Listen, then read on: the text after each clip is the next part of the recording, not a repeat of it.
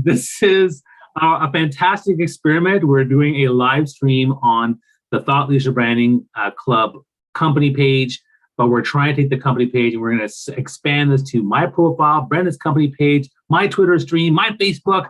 It's going to be amazing. Oh, and I can see right now that my profile is already streaming this, which is really cool. Yay. So that's awesome. And hopefully you can check as well, Brenda, if it's working on your company page. I see it on my company page. I'm going to start pushing it out to my personal profile too, because my guess is, I know we invited people, Bobby, but my guess is not a lot of people know we're up yet because this is like the first one. So we're gonna start talking at the same time as trying to get people to come on too, right? So we're gonna be doing exactly. So what are we doing today, guys? This is basically, we're doing a monthly series for half an hour. We're gonna talk about company pages. Brenda loves company pages. I love my company pages. And we were doing company pages on the LinkedIn Mastery and the Thought Leadership Branding Club on Clubhouse every week for a long time. And now we're trying to do this here on the Thought Leadership Branding Club page, but it's now being live streamed everywhere else. So if you have questions, you have comments on company page, you want to learn about company pages, first off, tell us where you're from and then ask your question. And we'll try to see we'll see the questions on your page, my Twitter. We'll see if people have questions. But in the meantime, let's start with introductions. Brenda Meller, please introduce yourself. I am also, first of all, Brenda Meller. I'm a huge fan of Bobby Umar and Thought Leadership Branding Club member, and I've done some co-hosting events on Clubhouse. What I do is I specialize in helping people unlock the power of LinkedIn. And anytime I get an opportunity to reach new audiences, especially platforms like these, I always like to sign up and help. So yeah, looking forward to the chat and looking forward to sharing some company page tips with all of you today. Great. My name is Bobby Umar. I am a 5-time TED speaker and Inc. Magazine Top 100 leadership speaker. And I'm also a social audio advocate. So now with having in Clubhouse and the Twitter space and LinkedIn audio, I'm using social audio as one of my primary strategies to help people build a thought leadership brand through content, relationship building, mindset, and public speaking. So that's a bit about me. Very excited to be here. Let's get into the company page thing, and let's talk about, first off, I mean, this is the first one. So, for most people coming in, like the first question is, why is a company page necessary? Yeah, that's a great question. And I feel like the company page is a complement to your LinkedIn profile.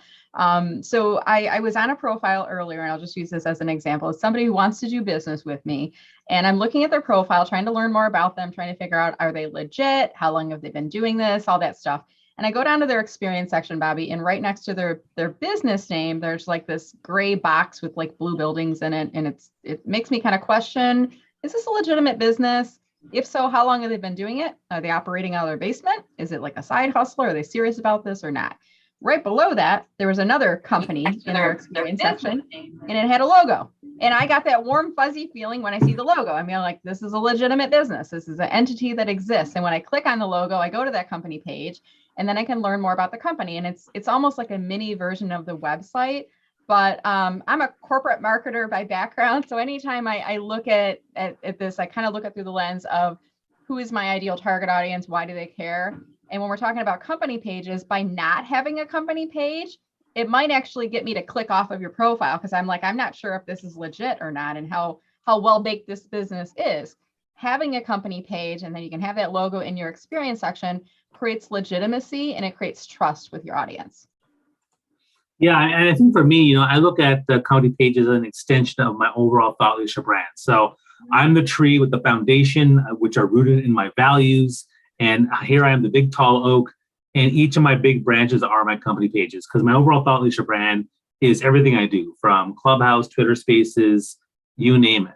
And when it comes to LinkedIn is the primary platform where I talk about everything. I talk about my business, I talk about parenting, I talk about entrepreneurship, I talk about social justice sometimes. I talk about my weight loss challenges, vulnerability. I mostly talk about, personal branding, networking, connection, speaking, things like that. But my company pages allow me to have a branch that's extended a part of me. So I have 3 company pages, right? Technically speaking. One is Ray Allen, which is for all my coaching online programs. Another one's DYPB for my personal branding stuff. And then I have the Thought Leadership Branding Club, which is basically the social audio aspect to building thought leadership. So I use them as that. And I think they're great ways to, again, extend. I love the fact that you can get subscribers and followers who want to hear from you. And I find it easier on company pages to sell what I'm doing versus what I would do on my profile. And so for me, it's more of a business relationship for the different branches of business that I have, and that's why I really like it so much. So that's kind of how I set it up. So I'm curious, Bobby. Now, when we used to do these on Clubhouse, we would start every discussion about company pages. You know where I'm going with this question, right? I know where you're going with this. Pick one of the three. But how many invitation credits do you have right now? And I'm going to look up my number too. And it's not as good as when I was doing this because I was like, I got to be accountable to this. How about you? Just pick one of your pages. How many invitation credits do you have remaining right now? Okay, well, I can tell you that for the DYPB one, I never do it, so that sucks. And then for the TLB club, Melanie and the other team members also help do that, so it's regularly done quite well. So I'm going to go to mine and I have 6 credits available. Yesterday. Is it out of 100 or 250? What are they? Out of 100. Okay, so what I've got the 250, and I feel like they gave it to me for Christmas because it was in December when I had my invitation credits lifted up from 100 to 250. How'd you do that? I have no idea. I don't know what I did other than I've been maxing them out every month, and I've been training and coaching people on how to do the invitation feature. All I can think is that LinkedIn is kind of patting me on the head, rewarding me for good behavior and using the feature. Sometimes they give us features on company pages, Bobby, and then they take them away. So whenever I see that they've given me access to something, I'm going to use it and test the heck out of it before they pull it out from under my my rug there. do you think is that because you know how we used to always leave a couple of credits available just in case? Yeah. Were you maxing out? Is that what's happening? When I had 100 credits, I would always leave one available. So if I ever wanted to demonstrate to people how do you invite connections to follow your page, I could use them. With the 250, I do the same technique. I try to leave at least one or two. Like right now, I'm at 73 out of 250 credits available. Today is March 9th as we're doing this recording. So I always try the first of the month or the second day of the month to go and issue those invitations to follow my page to my connections. So this means as of today, I've gotten about 72 people who accepted it. And when they accept it, you get the invitation credit back. So I always try to focus on inviting people who I think have a high likelihood of accepting the invitation so they can continue to use that feature because it's so easy to use. Yeah, no, and I think that it's certainly one of the best ways to grow your company page, and particularly when you pick people that you think would benefit. I mean, I wish they had a better filter for the people you want to invite, because right now you can only filter by company or school or location or industry. And so it would be nice if I could, for example, if I could target a keyword like, HR or things like that, people that I want to, or people that I think would benefit from my need, what I'm doing on that specific page. So I'd love to get there, but hopefully it'll get better. And I see people already coming on our page here. So I can see on my profile, see Tracy, Greg, Jamie is sending nice messages. Then Shell is here asking a question. I have a question about a feature I don't have available on my company page, and I haven't seen it on a lot of pages. And then it stopped. Okay, so I don't know. Okay, so Shell, keep commenting and let us know what that actual question is. I don't know what it is, but where are you seeing comments, Bobby? Are you seeing them in Restream or are you seeing them on your page in the stream? No, I'm going to my profile because I'm sharing on my profile too to see the questions. There may be questions on the TLB club that I can't see. There may be questions on your profile that I can't see. So it's complicated, but we're multi-streaming everywhere. So. This is a brand new thing for us. We'll see how it goes. Awesome. Oh, there we go. Okay. Wait a second. This is interesting. So one thing I have learned, Bobby, on that if you're looking for keywords, and this isn't ideal, but this is sometimes I just learn little workarounds. I don't want to call it a hack because I'm not cheating the system or anything like that. But one thing you can do is when you click on that invite connections to follow your page and it pulls up the list of people. What you can do is scroll down on the list a few times. And let's say I'm trying to connect with people who have the word healthcare in their headline. If you pull that list down a few times and then I just do Control F on my keyboard and then I type in healthcare, it's going to show me anybody who's in that list that's already been kind of previewed that has the word healthcare. So it's going to highlight them. Does that make sense? Yeah. No, I like that. That's a good little trick.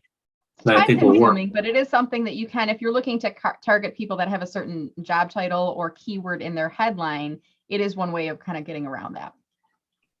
Okay, so I keep getting messages from Shell where it's like, okay, it's coming. I'm opening up on my desktop. Okay, so this is something that I heard Ilya and Seb reference briefly months ago, and I still don't know what she's going to say. So, Shell, if you can get the entire question in the one comment, I'll be able to see what you're sharing. But while we're waiting for Shell, why don't you share for us? I mean, this is our first time, so we're doing this every month.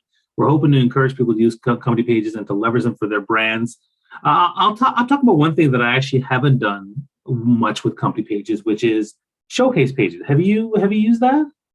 I have. I actually, so a lot of times when there's features on LinkedIn, I will always like create like a dummy account or a dummy page just to kind of test things out. So I'm not messing up any client page I'm working on.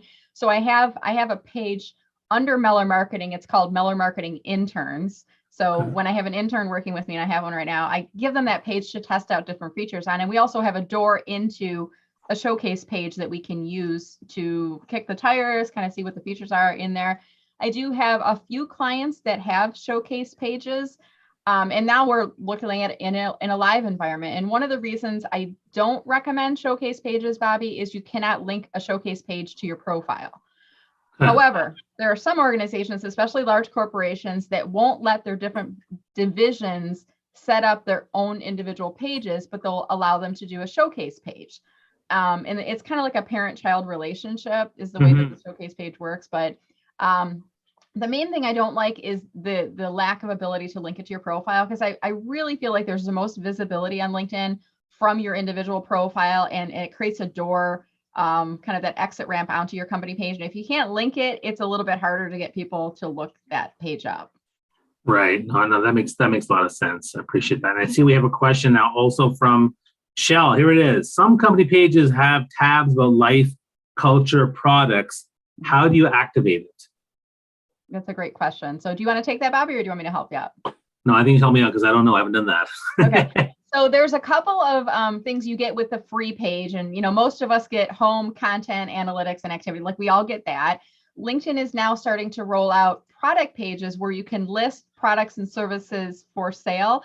For the most part, what I'm seeing is their technology pages. So software, those types of things. I tried to set up a product page. I figured out a way to do it, and I'm not recommending anybody do this, but I went in and I changed my industry type for Meller Marketing to information technology or whatever the category was.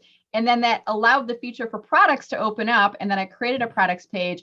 You have to submit it for review, and then LinkedIn approves it or declines it. And then I got the message back from LinkedIn saying, there is not a suitable category for a product at this time. Please visit our help. So it's like, don't call us. We'll call you when you get it. So products is something that is only category specific. I'll see if I can find a list of those categories. It's not available to everyone right now. It's really focused more on software. The other question about careers and life, those are paid pages. And there's actually a way that you contact LinkedIn and you can add those to your company page. Those really work best, Bobby and Shell, for individuals that work for organizations that are hosting a lot of jobs and are posting a lot through the paid feature on LinkedIn, that are looking to showcase more on the culture and really to support their talent recruitment and talent retention efforts in the organization. They are paid. They're not for everyone. Typically, it's the larger organizations, 500, 1,000, 5,000 employees plus, that are using those types of pages. So I just want to make sure, it's worth the investment if you're going in that direction. Yeah, no, I get that too. And, when it comes to company pages, can you tell us a bit of, let's tell the story of company pages. So when did you first start yours, and, why did you start it, and then kind of how did it start to grow? So for my page, I actually started it when I was an employee working back in corporate America. And I just wanted to have a place that I could share articles about marketing and social media and other things. And I didn't want to have it sit on my profile. And I couldn't put it through the organization's page because it wasn't related to the products and services of the organization. So I created it originally as almost like a bookshelf where I could put things. And actually, back in the day, my boss approached me and she says, "What's this Meller Marketing page? Are you doing some things on the side? You have a business that we should know about?" And I said, "No, honestly, I just created this as a place to put articles and share things." So it was even before I thought about doing a side hustle. It was just a page that I started. But then when I started getting asked to do speaking engagements, and sometimes I would go as a representative of the company and do a sales pitch for my organization. And other times the organization would say, we don't want to hear about the company. We just want you to train us on LinkedIn. We'll pay you. So then I kind of set up the LLC, and it was nice because the page was already there. So then I just like, well, Meller Marketing, now that's my business. That's my side hustle. And, then when I had the chance, the universe nudged me forward and I had the chance to really explore what I wanted to do next. Then I really pushed forward into Meller Marketing, and we're almost coming up on 5 years right now. That's amazing. I think my story, my company page was, I've been a social media advocate for many, many years. So, I've tried all the different things, and I built my influence on Twitter to over 500,000 followers. And I started doing LinkedIn stuff too. And now I'm trying to grow Instagram as well. And Clubhouse, of course, is one I've grown, but LinkedIn is my primary platform.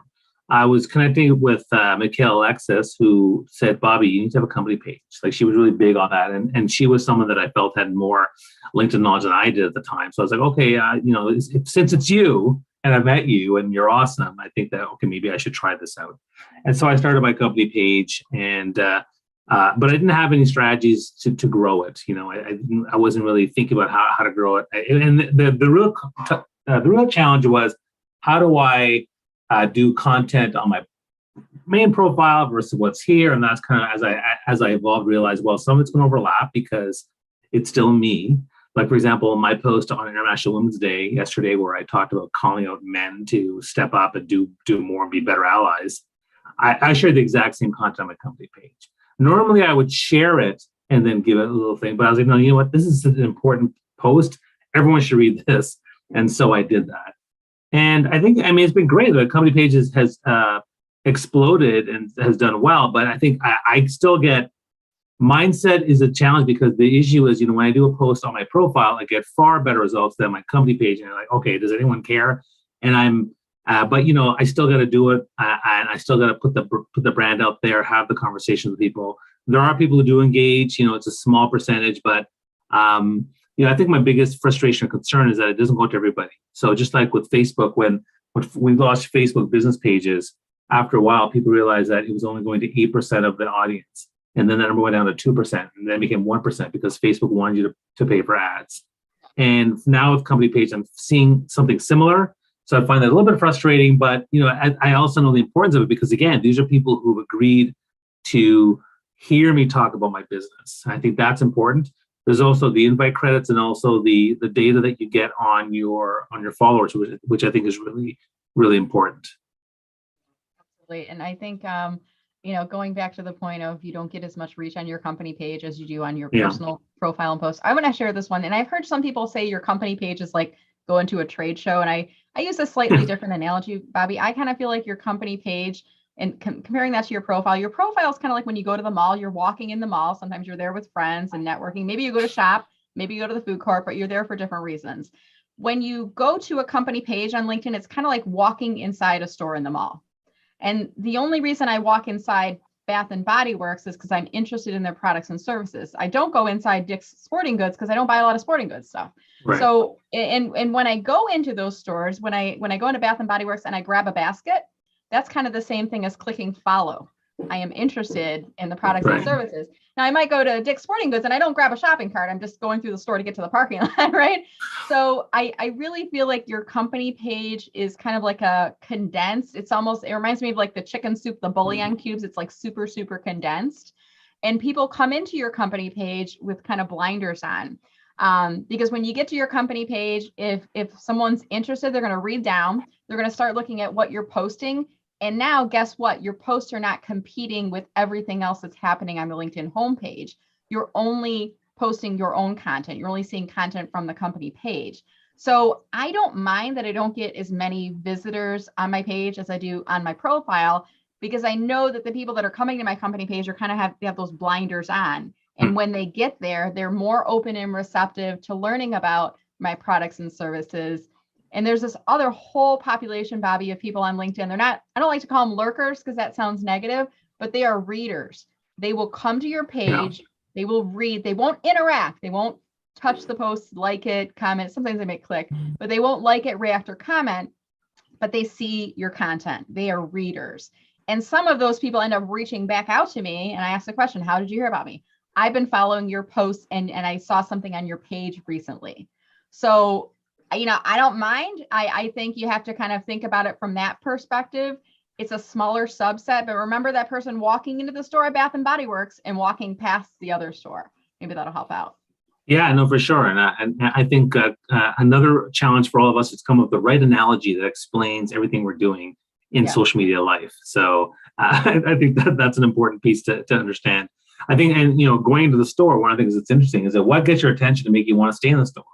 I was on the were you in the call that Leah did to raise money for Ukraine on Monday? Yeah. Yeah, so I was there, and Michelle Raymond, also a company page enthusiast, talked about company pages, and she talked about the importance of having a really clear idea of what the page is all about, like what this page is about, who it's for. So the store, it makes it really clear. If you come here, you're going to get, if you go to Just Lamps, it's just lamps, right? And make that really clear. And I think that's really important for your profile to make sure you have exactly what this page is all about.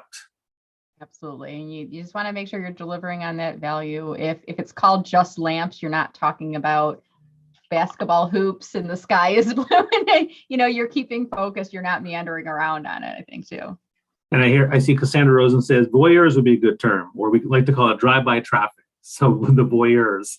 Voyeurs is also a little bit creepy, so I'm not sure I want to use that word.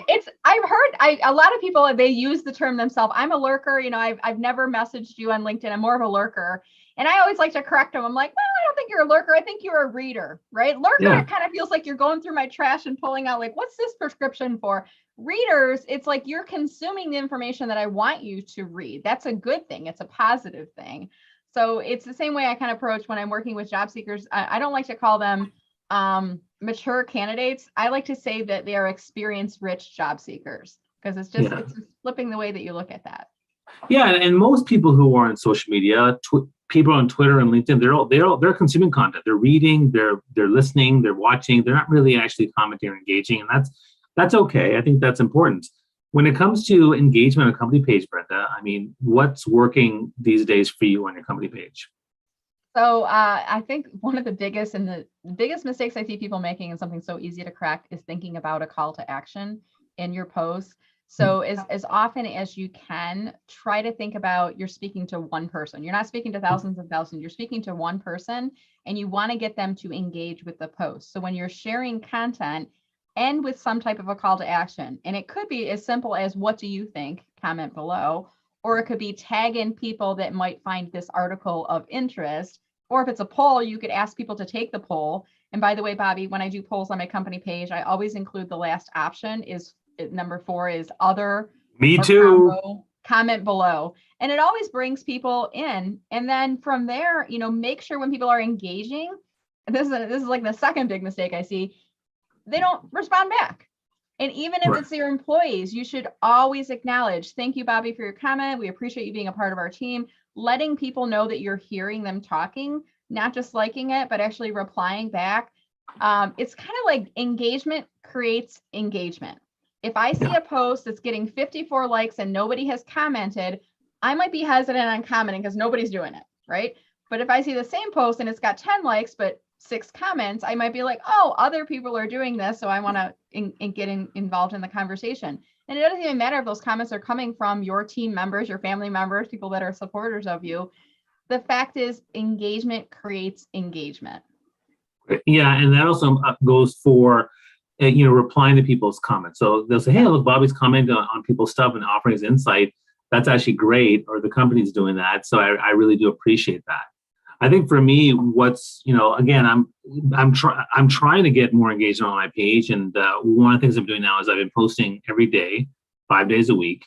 The things that work well to get engagement for now, because often when I do a post that I would do on LinkedIn, for example, let's say I share top 10 tips of networking or something like that, and I do it on a company page, I'm just not getting engagement, Brenda. Like it's like crickets.